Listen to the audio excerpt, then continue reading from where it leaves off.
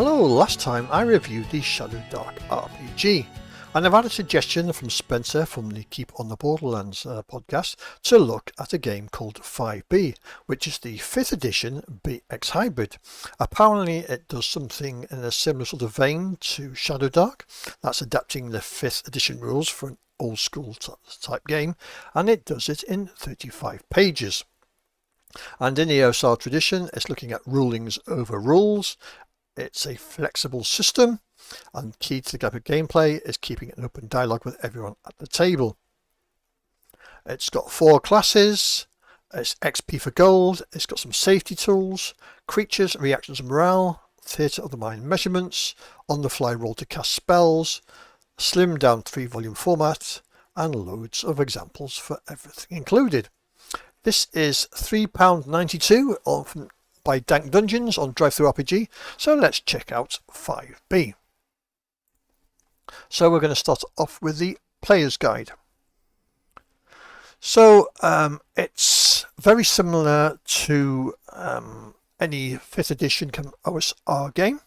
The layout is a 2/3, 1/3 column. The 2/3 column explains the rules in all 3 books, and the 1/3 column gives examples throughout. So if you're not sure of anything, read to the right, and I'll give you some examples of what's explained to the left.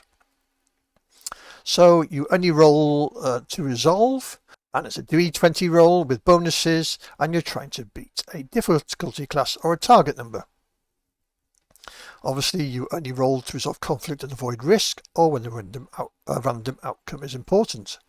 It uses the 6 standard ability scores of strength, constitution, dexterity, intelligence, wisdom and charisma.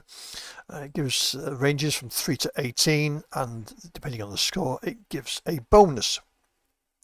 It uses hit points to decide how strong a character or monster is, and everything has an armor class, which is the target number, and starts at 10 and is modified by dexterity bonus or by armor 1. It has a simple inventory system where you have 10 slots of space in their pack, and items are rated on a size, rating from 0 for small and could be 1 or 2 for larger things. It uses an advantage on the disadvantage mechanic from 5E, so when you have the upper hand you roll with advantage, and at the lower hand you roll with disadvantage. Instead of having a proficiency system, it has a skill system, and the skill system is a plus number, which is similar to a proficiency and is added to your D20 as a bonus, and this is determined by your class and level, and is added to rolls that make sense narratively with your class or background. Measurements are abstracted into distances of close, near and far. When it comes to combat, each side rolls a d6. The winner goes first. Players win ties, and the winning side acts in any order they choose. On your turn, your action consists of a movement up to near and an action, or you can move far.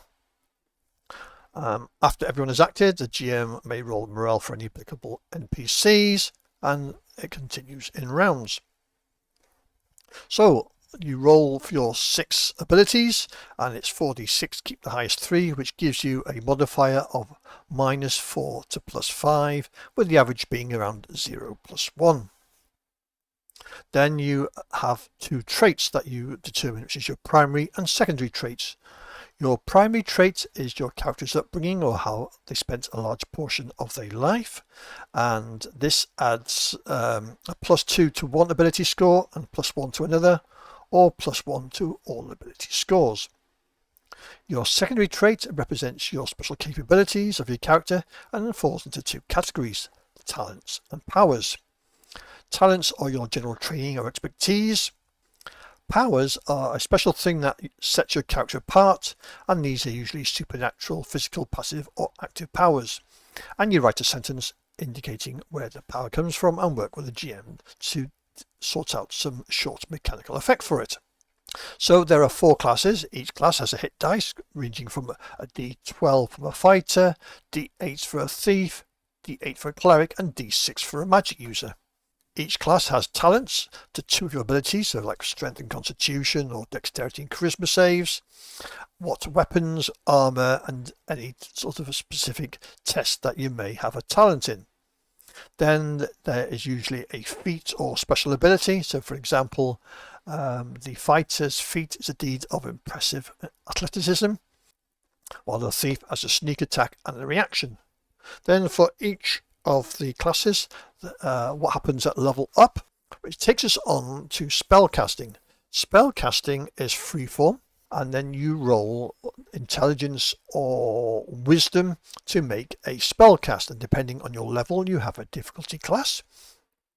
And spells are divided into 6 tiers: mundane, supernatural, awesome, legendary, epic, and godly. If you roll a 10 or less, the spell fails.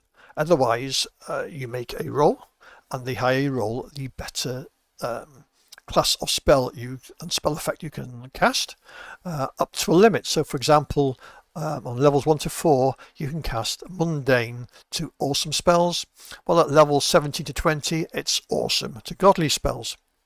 So you make your roll depending on your level, and depending on your result gives you the sort of spell effect you can cast. Then you work with your GM to decide what you want.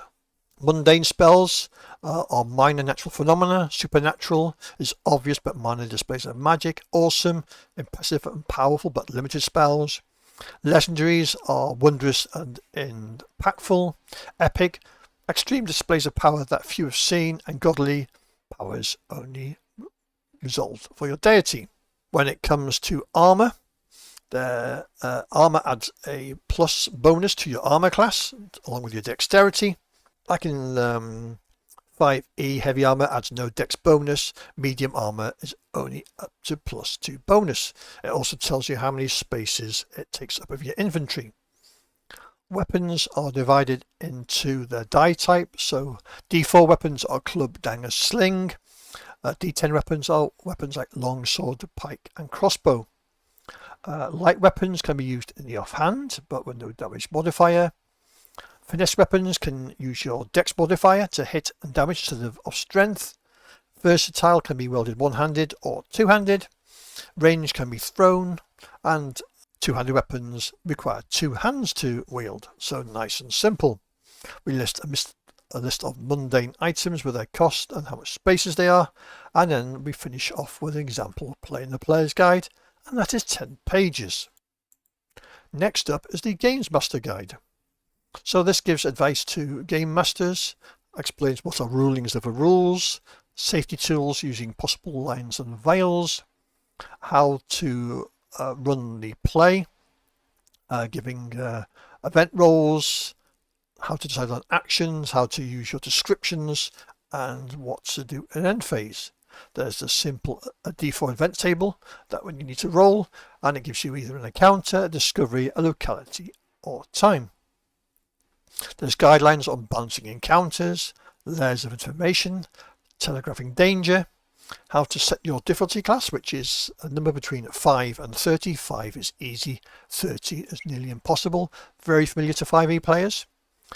Guidelines on how to rolling and trained, what to work out the disposition of any enemies they meet, how to make morale rolls, and basically a morale roll is a straightforward d20 starting against a DC of 5 and increasing by 5 every subsequent roll.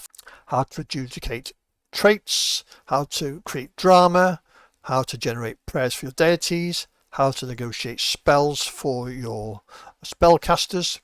Then we come to advancement. Advancement uses the 5e table of 300 XP to go up to level 2, 900 to level 3, and so on. And it's XP through gold, not through monster killing. So using some of the old OSR procedures, or you can use milestones at the end of the Games Master book, which is 9 pages. And finally, we come to the third book, which is Creatures and Treasures. It explains a stat block. Stat blocks are nice and simple. There are hit points, armor class, the attack for the creature and the damage, the skill bonus, their weaknesses, their motivation, their talents, and their traits. Let's look at something simple like a bear, a large land mammal, calm unless provoked. So it's got 34 hit points, armor class 11. Its attack is a bite, which is +6 to hit and causes 1d8 plus 4 damage.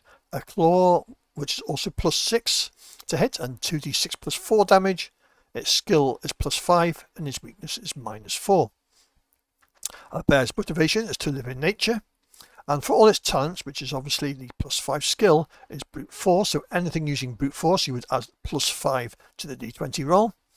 Its weaknesses is reasoning beyond animal thought. So anything like reasoning, you would roll a -4 to. And this really simplifies creatures. That it just gives a list of things that would add their bonus to for talents, or a negative roll, negative bonus to its weaknesses. So let's look at something like a doppelganger. And some of these creatures have special talents as well. So we'll have a look at a doppelganger. For those that don't know, it's a featureless humanoid fae who infiltrates societies by taking on the appearance of a specific member. It's got 50 HP, an AC of 14. It does 2 slam attacks of +6 to hit and 1d6 plus 4 damage. Its motivation is to replace a person. Its talents is +6, its deception and resisting magic. Its weakness is +0, which is empathy. And its special talents are steal identity. It changes shape to become a perfect copy of a similarly sized humanoid they touch. And read thoughts. You can hear the thoughts of nearby creatures, allows them to react as a thief once per round, including sneak attacks, using 3d6 damage. So I like what they've done with creatures here. It's greatly simplified the 5th edition style monsters, but it's a step up from the OSR monsters.